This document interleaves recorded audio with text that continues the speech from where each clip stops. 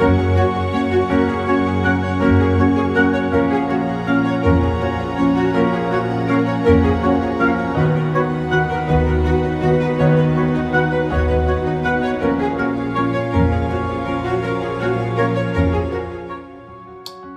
FlossTube.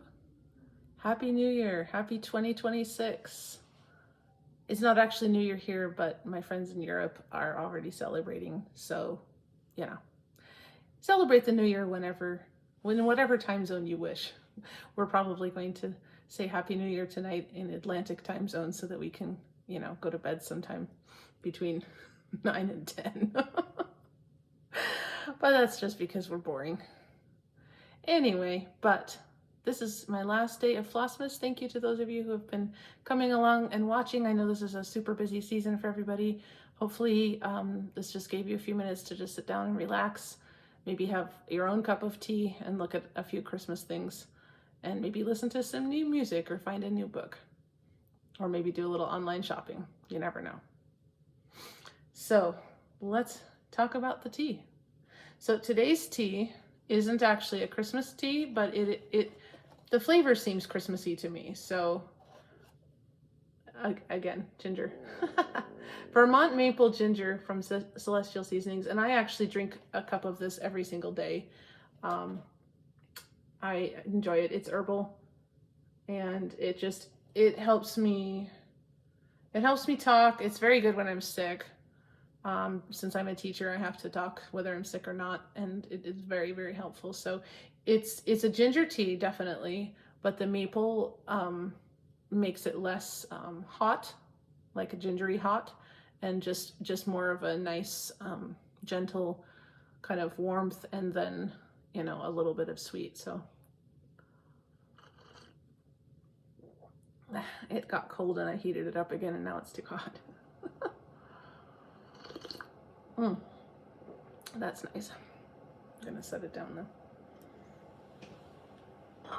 I'm sort of looking forward to when the Christmas tree is down and I have my table next to me again, because the iPad is on my stitching stand, so this is my stitchy spot, and I don't have a table to put my drink or my, or container or anything on. So everything's just in the chair with me, or it's on the floor, which is sometimes a pain, but that's okay. I like sitting next to the tree too, so, I'm kind of torn on that front. Let's see. Our last day, you get kind of a little extra bonus because I couldn't pick one ornament or one song. So I'm gonna give you two different songs, show you two different ornaments, and read you a story. So it's all good. The treat that I'm showing today is actually not baked yet. I will insert a picture at the end. It is something I'm making for the New Year's Eve party that we're having in a couple hours, and so it's still not baked because I want it to be hot when everybody comes. But it is puff pastry made into a star with some filling. You may have seen people bring it. You might have even made some yourself. I will put the recipe to a couple different ones down below that I've used in the past. The one that I'm using tonight, and the one that I will probably do with the other half of the puff pastry in a couple days. Today I'm going to do the puff pastry with some herbed cheese, and probably on the weekend I will do Nutella or cinnamon sugar or something like that. So it's very easy to do. It looks cool, and it's a good what do you want to call it, buffet style treat, because everybody can just grab a little bit of it. So that's the treat for today, and I will put a picture when it comes out of the oven. I will put that up. Let's see. So we've done tea and treat. Let's do music. And like I said, I have two musics. Whoa. We're having a little trouble. Oh no, don't fall. Like I said, all of my stuff, because I don't have my table here, all my stuff is sitting on the footstool to this chair, and it tilts, so it doesn't stand straight, which is nice for your feet, but not so good for setting things on. Okay, so this is the first thing, and honestly, you will probably have a hard time getting hold of this. There we go. This is obviously a German album, And I'm recommending it because it has one of my favorite Christmas things on it, and because I got it as a Christmas present, and it has some really cool versions of some songs that you might not have heard or that you might have only heard once in a while.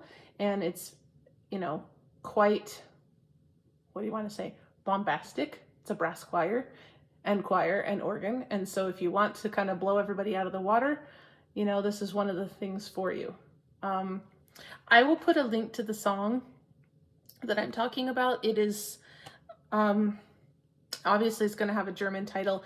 It's called Other Times the Three Kings, and it is actually a blend of a German chorale, which is called How Brightly Shines the Morning Star, which of course goes with the Three Wise Men, and another song that starts Three Kings from Persian lands afar, who brightly followed the pointing star, who closely followed the pointing star. Anyway, they did something to the pointing star. And so that's a favorite song of mine and has been for a really long time. And there are other CDs that have it. If you can't find this, there's other ones. This was just, I also wanted to show because it was a Christmas present. And Nora, it has the song that you mentioned on it twice, once at the beginning, once at the end. So if you can find a copy of this, or if you can find the tracks online, you can listen to it whenever you want and have Christmas whenever you want. Nora said there was this particular song that was Christmas to her. So that's one. And I don't know where to put this. Okay, bear with me. There we go. The other one is the Robert Shaw Many Moods of Christmas, which you may have heard in concert this year, or you may have even sung it. But the particular version I want to recommend to you is the Air Force Singing Sergeant's version of it. It's quite fun. And again, it's this particular song that I want to show you today is called Foom Foom Foom, and is put together with March of the Kings, which is, what's his name? Bizet, the composer Bizet. So you may or may not have heard it. You may have heard it and just not known what it was, but it's great fun to listen to. And again, it's a bombastic Christmas song. Sometimes you like the nice, quiet, peaceful Christmas music in the background, and sometimes you want to just, get loud about it. And so hopefully I've given you a little bit of everything. I don't know if I have. I think most of it's probably been loud. But anyway, so that's the two Christmas tracks that I have to recommend to you today. And I'm going to go ahead and do the ornaments because everything's trying to fall down. So the first ornament I want to show you is the one that's trying to fall down. I got this at one of the craft stores around here. It's a traditional Mexican ornament, I know, and they make them very, very big, and you can string them up from the ceiling and put a light bulb in them. This I'm not sure what you're supposed to do to light it, but it does have an opening. It's tin. It's a tin ornament, and you can see it's a punched tin ornament. So, and it has an opening, so I'm not sure if you're supposed to like stuff a little tiny bit of Christmas lights in there or something, but I actually usually have it hanging. Oh, I can't point. There we go. Wow, right there from underneath the candle thing, because my nativity is on the half wall there. As you see it every time at the beginning of my Flossmas videos as you're coming in the house. So this is actually hanging right there above the nativity. I don't know how I would put lights in it, especially hanging it right there. Maybe if you hung it on the tree and you stuck a light in it, I don't know. So, but it's cool. I really like it. I'd love a big one. But Kent doesn't want to rewire the entryway. It would look amazing in the entryway. They put like colored glass in them and stuff like that. It's kind of like those Moroccan lanterns, only star shape. And people put them in their entryways, and they're very cool. But Kent does not want to rewire the entryway. I don't know why. And speaking of my husband, this is the other ornament I wanted to show you. We've all seen these.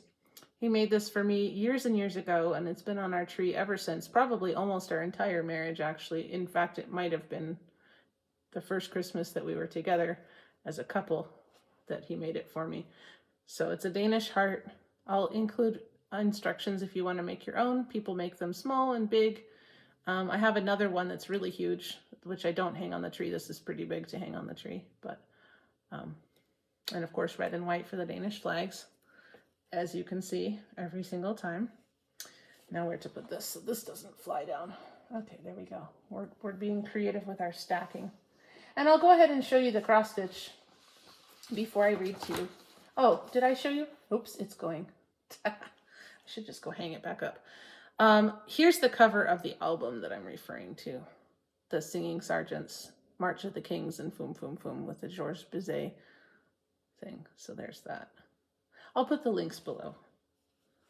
All right, so I almost picked 2 cross-stitch pieces too, but I was like, no, you're already picking 2 albums and 2 ornaments and reading a story, so let's do one thing. So this is a Just Nan.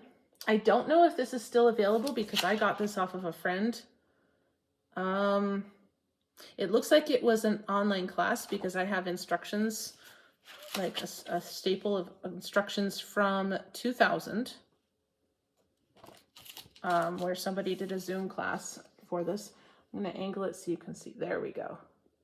But I love band samplers. I love specialty stitches, as if you follow my floss tube, you will know.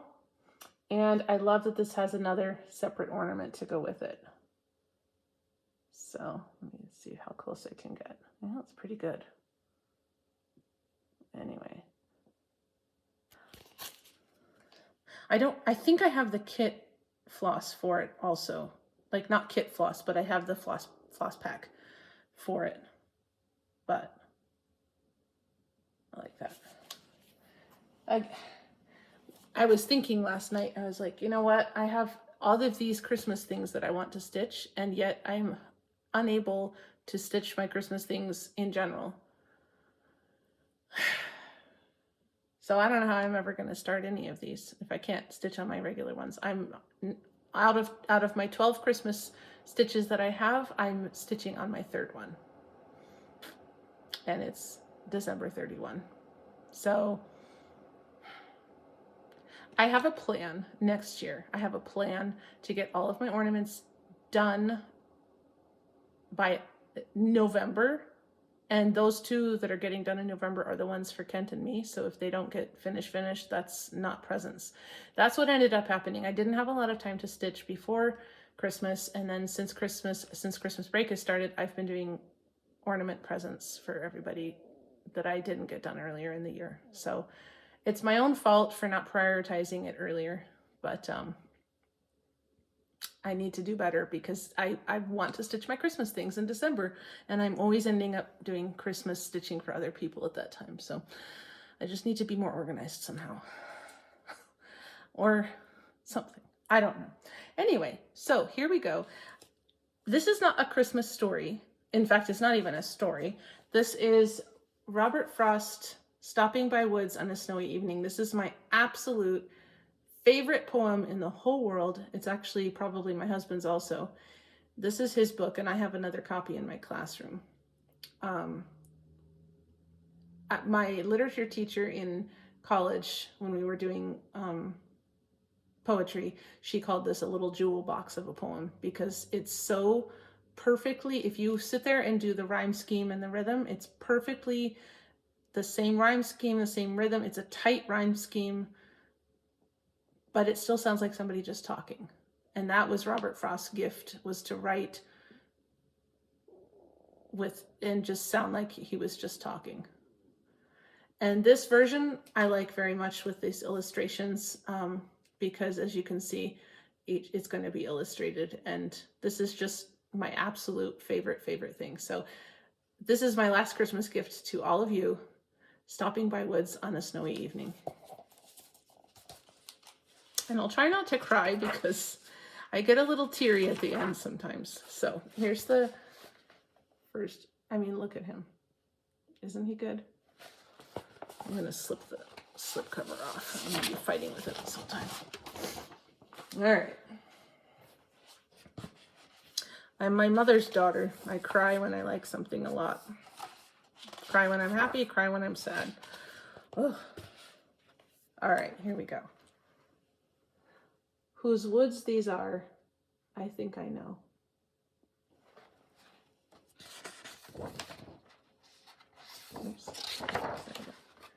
His house is in the village, though.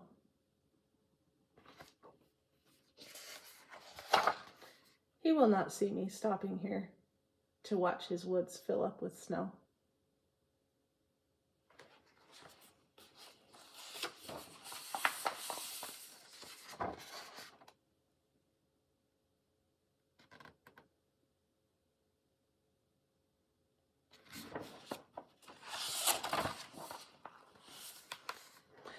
My little horse must think it queer to stop without a farmhouse near.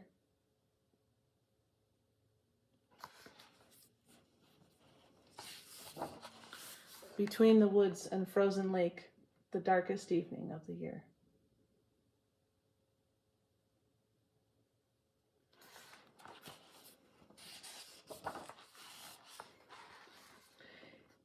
He gives his harness bells a shake to ask if there is some mistake.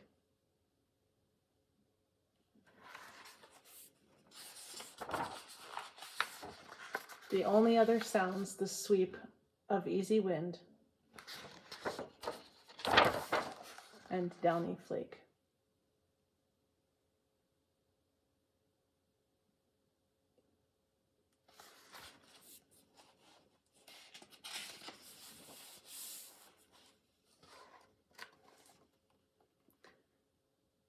The woods are lovely, dark and deep.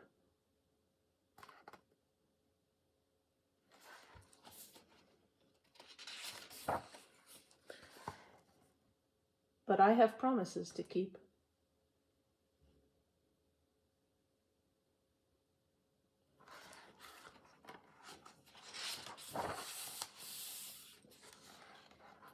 And miles to go before I sleep.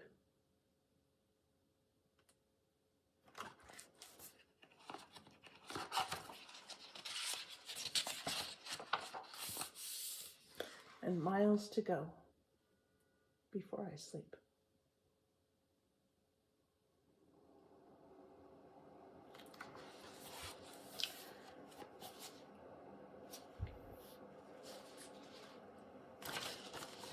We're fortunate enough to have a recording of Robert Frost reading that poem, so I will also include that down below if you'd like to hear him read it. And of course a link to this particular book. Merry Christmas. Happy New Year. I hope that you have a safe New Year. I hope that you have a wonderful start to your 2026, and I'm wishing you everything good and everything wonderful in the new year. See you next year.